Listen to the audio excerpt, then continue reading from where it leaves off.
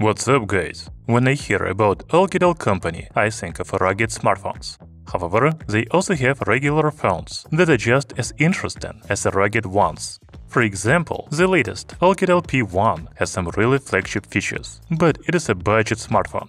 From November 11th, you can buy it for only $117. For its affordable price, it has 6.7-inch Full HD Plus AMOLED display with 120 Hz refresh rate, fingerprint sensor under the display, 8 GB of built-in RAM and 16 GB of virtual RAM, 256 GB of storage, 50 megapixels triple main camera and a 32 megapixels front camera, 5150 mAh power battery, and some other features. By the way, the OUKITEL P1 looks like an iPhone 16 Pro clone, because it has a similar main camera design, flat edges and even dynamic island. On paper, the new OUKITEL smartphone looks very good, but let's check it out in practice.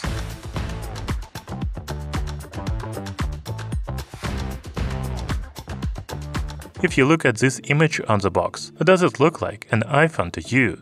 To me, it does. We can see that the OUKITEL P1 has 24 GB of RAM and 256 GB of storage. The other specifications of this phone are on the back of the box. We will talk about all of them later in this video. Inside the box, first we have the smartphone. We will come back to it a little later. Then there's a protective screen glass and a protective case. By the way, the case looks very nice. It covers all corners of the smartphone, so I think it will survive a fall. We also have dry and wet wipes that you can use before applying the screen glass, same needle, user manual and other documentation. There's even USB Type-C charging cable and power adapter in the box. I say even because many smartphones today come without them. So the OUKITEL P1 is a budget phone, but it comes with many accessories. That's very good. So let's move on to the design of the smartphone. There is a lot to talk about here. I will say again that the OUKITEL P1 looks like an iPhone clone. That's not a bad thing, because in my opinion, the iPhone has the most beautiful design. You know, when I first picked up the phone in my hands, I noticed that it is very lightweight, only 191 grams. I think this is because it is made of plastic. The side edges are made of glossy plastic and the back panel is a matte plastic. As you can see, I have the smartphone in purple color, but it is also available in white and black.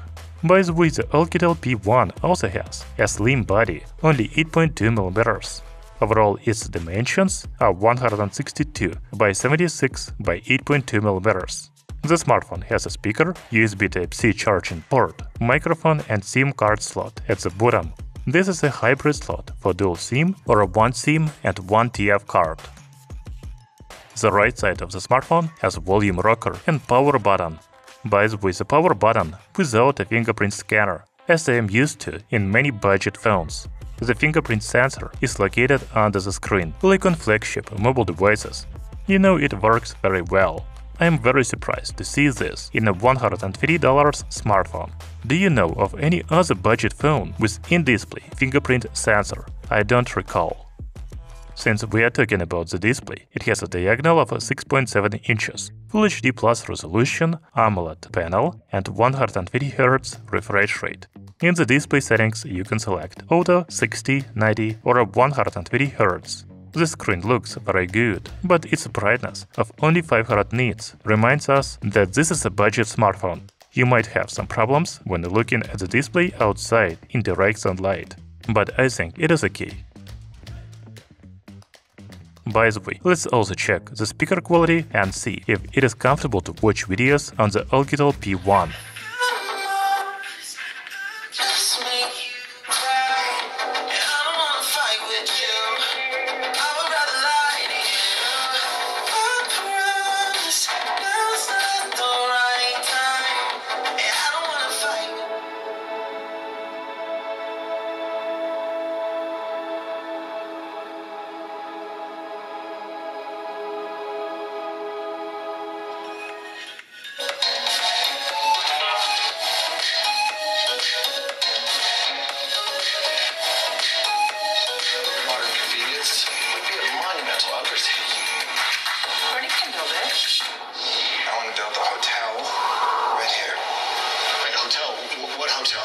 The smartphone has a single speaker at the bottom, and it is really good for a budget phone.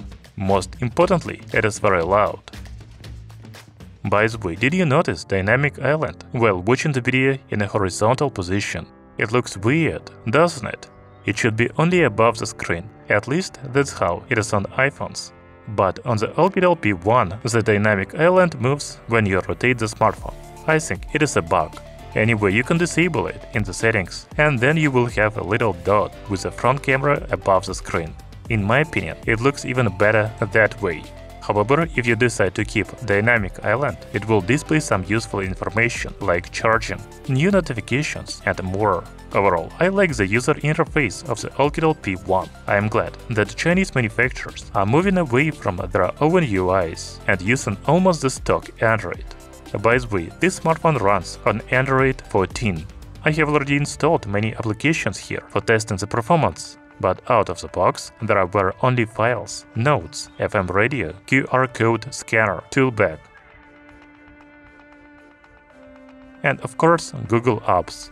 Overall, everything works well on this smartphone except dynamic island. Why does it move? Okay, let's talk about hardware now. I didn't tell you the name of the chipset at the beginning of the video, but the Helio G99 is installed here. MediaTek calls it a gaming processor with an incredible power efficiency. However, it doesn't support 5G networks, only 4G. As for the memory, I have version with 8 GB of built-in RAM and 16 GB of a virtual RAM support. But the smartphone is also available with 4 GB of RAM. The storage capacity is the same, 256 GB for both versions. If that's not enough for you, you can use a memory card instead of the second SIM card. The hardware is very decent for a budget phone. I don't think it will have any problems with games, but let's run some benchmarks first. So the OUKITEL P1 scored about 413,000 points in AnTuTu, which is very good for a budget phone. In Geekbench 6, the smartphone has 720 points in single-core test and 1957 points in multi-core test. Since MediaTek is positioning this chipset as a gaming one, let's also run the 3D Mark benchmark. Here we got 1248 overall score in the wild live test. In fact, the benchmark results are pretty good for a smartphone for just over $100. But I'm interested in how to play games on the OUKITEL P1. Let's give it a try. I don't really play mobile games, so I don't know which ones are popular right now. I installed PUBG Mobile, Genshin Impact, Asphalt Unite, and a Shadow Fight. Are these demanding enough games for a 2024 smartphone? Let's play without commentary.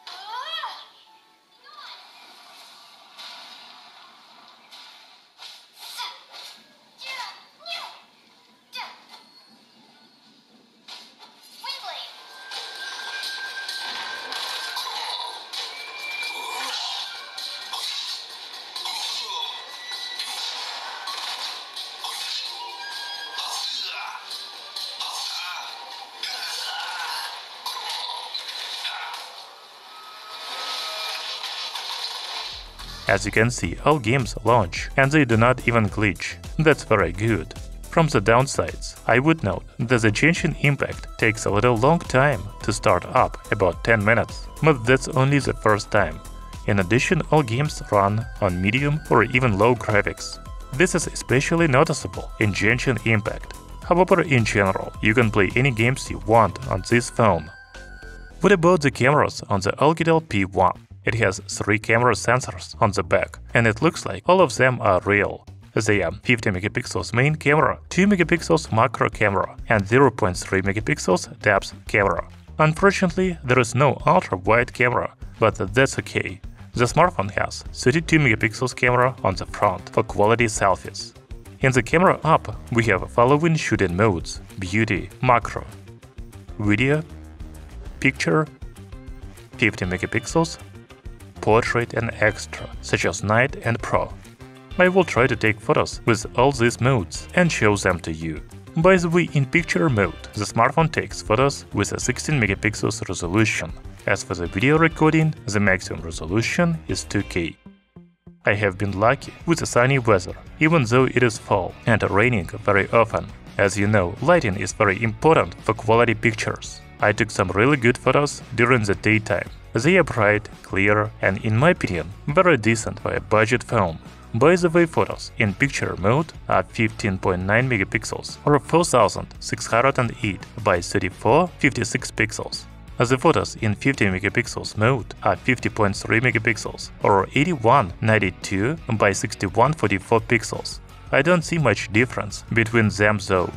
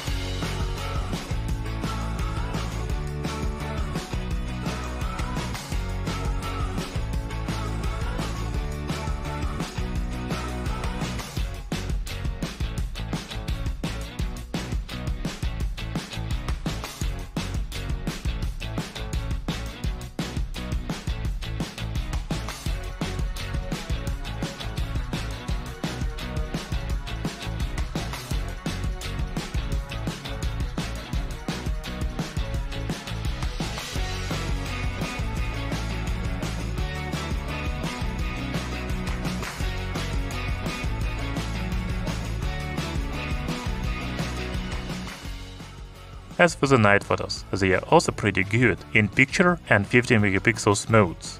But I really don't like them in night mode. They are overlighted for some reason.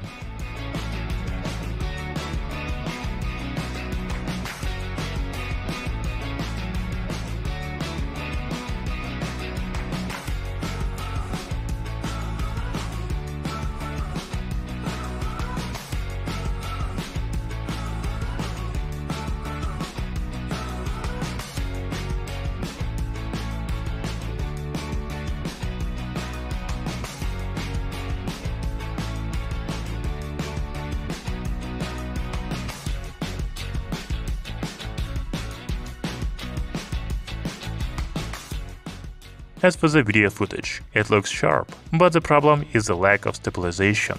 Overall, the OUKITEL P1 has good camera. I think it even exceeded my expectations for a $100 smartphone.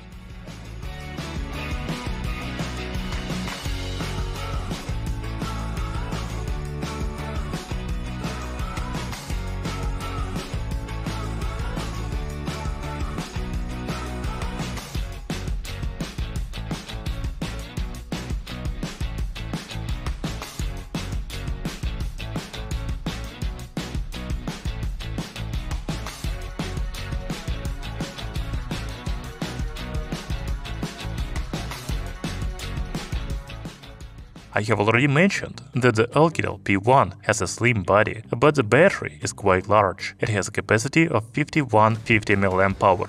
I ran the PC Mark benchmark to check battery life of this smartphone. As you can see, it has 10 hours and 30 minutes. That's a very good battery life for such a slim smartphone. As for the charging speed, the OUKITEL P1 supports only 18 watts.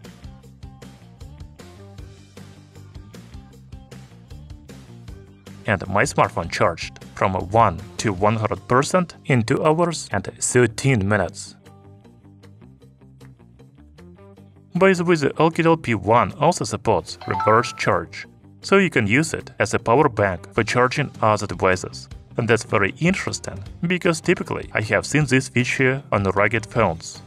Talking about connectivity options of the OUKITEL P1, first, it has 4G LTE support on both SIM cards. Your smartphone should support cellular service in all countries around the world, but it is better to check your frequency from this list.